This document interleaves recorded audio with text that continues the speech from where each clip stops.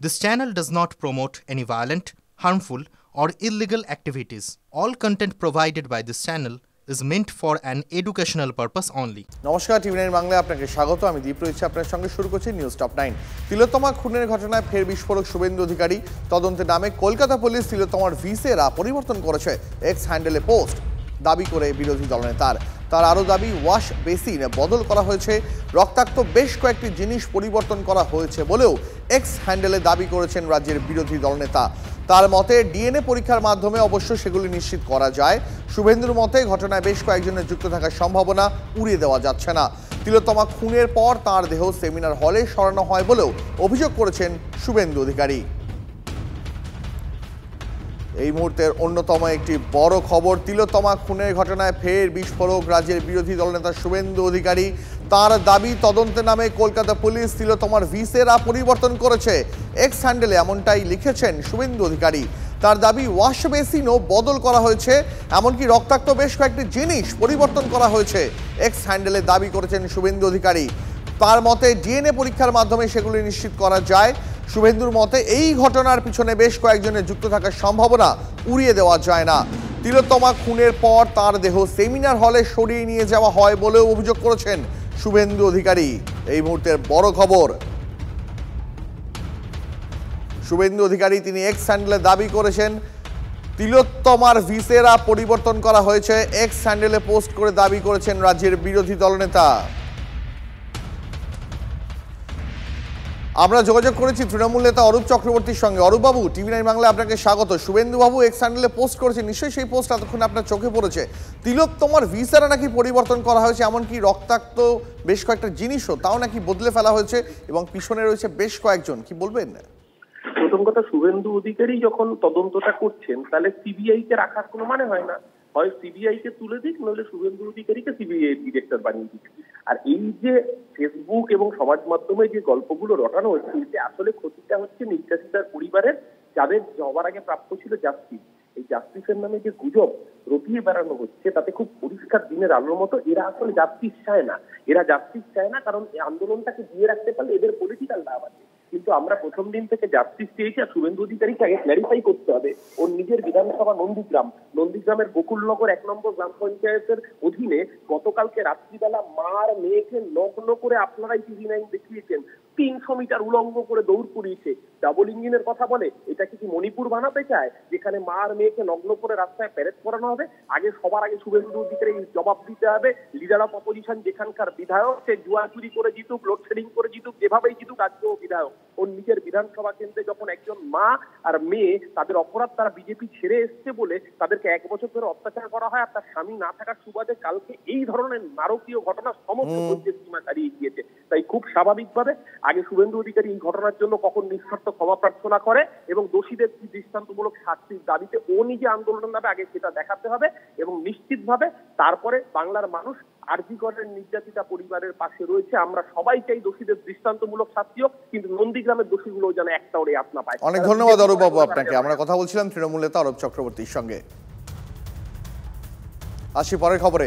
তিলোত্তমার খুন ও ধর্ষণের ঘটনায় বিতর্কে শেষ নেই, আর এই বিতর্কের মাঝেই তদন্ত চালিয়ে যাচ্ছে কেন্দ্রীয় সংস্থা সিবিআই।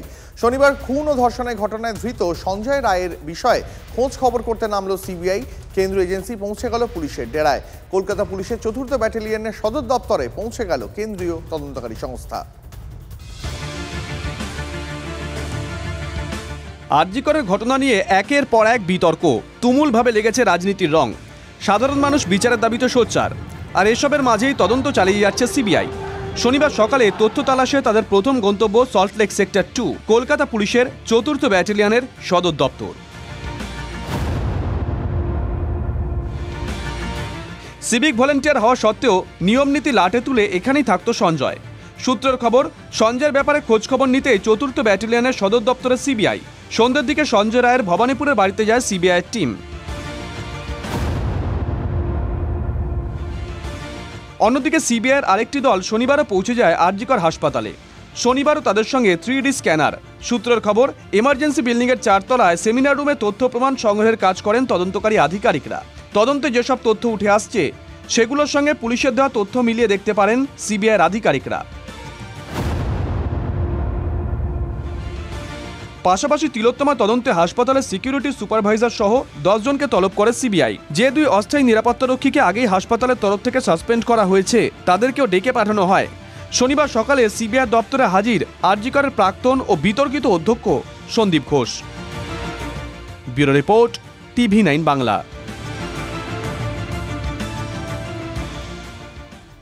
আর এদিকে দিল্লি থেকে কলকাতায় এলো CFSL এর বিশেষ টিম। ধৃত সঞ্জয় মনস্তাত্ত্বিক পরীক্ষা করবে এই বিশেষ টিম। এই পরীক্ষার মাধ্যমে অভিযুক্তের বিষয়ে বিশদ জানার এবং বর্তমান পরিস্থিতি জানারও চেষ্টা করবে CFSL টিম।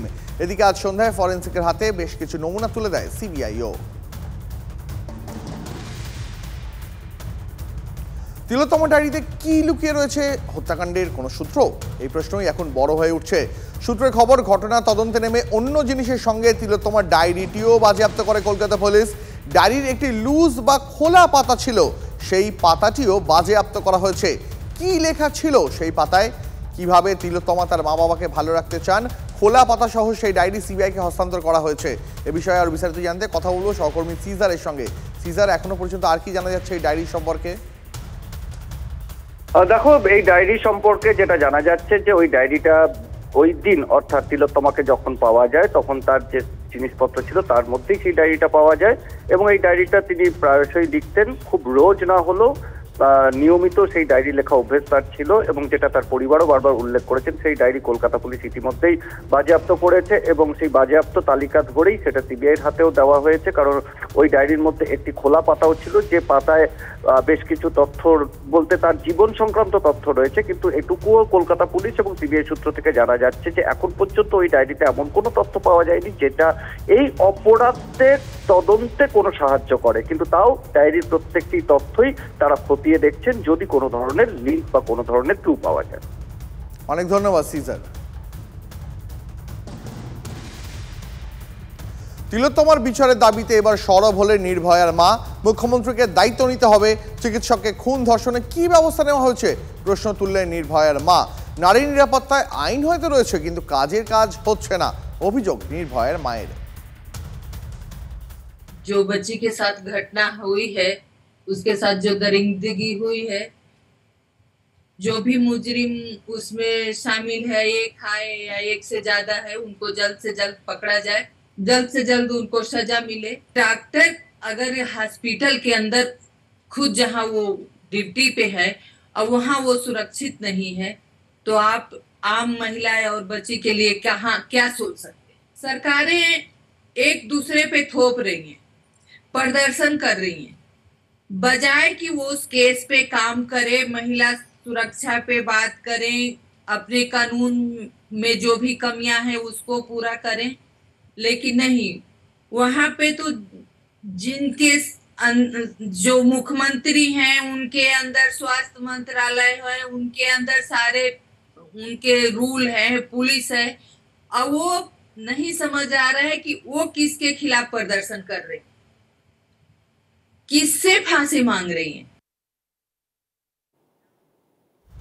আরজিকর কাণ্ডে এবার মুখ খুললেন সৌরভ গঙ্গোপাধ্যায়। ভয়ঙ্কর ঘটনা, দোষীদের এমন শাস্তি হোক যাতে ভবিষ্যতে এরকম ঘটনা আর কেউ ঘটাতে না পারে। সিবিআই তদন্ত করছে, আশা করব দোষীদের চিহ্নিত করা হবে, মন্তব্য মহারাজের। এর আগে সৌরভ ঘটনার নিন্দা করে প্রতিক্রিয়া দিলেও তাকে বিচ্ছিন্ন ঘটনা বলে উল্লেখ করেছিলেন, আর তাতেই বিতর্ক তৈরি হয়। এই নিয়ে সৌরভের দাবি তার মন্তব্যের কিছুটা ভুল ব্যাখ্যা করা হয়েছে। আমি ওই গত রোববার বোধহয় আমি বলেছিলাম, আমি জানি না এটা কীভাবে কনস্ট্রুড হয়েছে বা ব্যাখ্যা করা হয়েছে। হ্যাভ সাইড যেটা আগেও বলেছিলাম যে ইটস আ টেরেবল থিং, সে জিনিসটা এখন অনেক এগিয়েছে। সিবিআই পুলিশ ইনভেস্টিগেট করছে, স্পেশালি সিবিআই ইনভেস্টিগেট করছে। It's very shameful actually what has happen. আর আশা করব সিবিআই যারা এটা ইনভেস্টিগেট করছে, once they find the culprit, strict. Tilottama কাণ্ডের মধ্যে দুদিন ধরে জলপাইগুড়িতে জলসার আয়োজন রাজ্যের তথ্য ও সংস্কৃতি দপ্তরের তরফে। এই পরিস্থিতিতে সাংস্কৃতিক অনুষ্ঠানে বাতিলের দাবিতে প্রতিবাদ জানাতে গিয়ে আটক হলেন জলপাইগুড়ির সংস্কৃতি প্রেমী মানুষ। এর মধ্যে রয়েছেন আন্তর্জাতিক খ্যাতিসম্পন্ন বৈজ্ঞানিক সুবীর সরকার সহ 7 জন। পরে অবশ্য তাদের ছেড়ে দেওয়া হয়। জানাতে গেছিলাম যে আমরা জলসা চাই না, আমরা বিচার চাই। আমাদের প্রথমে বলা হলো রাস্তার ওই পারে যান, অর্থাৎ টাউন ক্লাবের দিকটায়। আমি জিজ্ঞেস করেছিলাম কেন এখানে কি 144 ধারা জারি আছে? ওরা বললেন না, কিন্তু আপনারা এখানে রাখতে পারবেন না। আমরা তবু বললাম না, আমরা এখানেই প্রোটেস্ট জানাচ্ছি। 2 থেকে 3 মিনিট ঘাট ধাক্কা দিয়ে পুলিশ মহিলা সহ আমরা পুরুষ মহিলা 8 জন ছিলাম, প্রায় 100-র ওপরে পুলিশ, 3টে ভ্যান আমাদের জন্য ঘাট ধাক্কা দিয়ে তুলে থানায় নিয়ে এলো। প্রথমে বললো অ্যারেস্ট করা হয়েছে, এখন জানালেন যে না, অ্যারেস্ট করা হয়নি।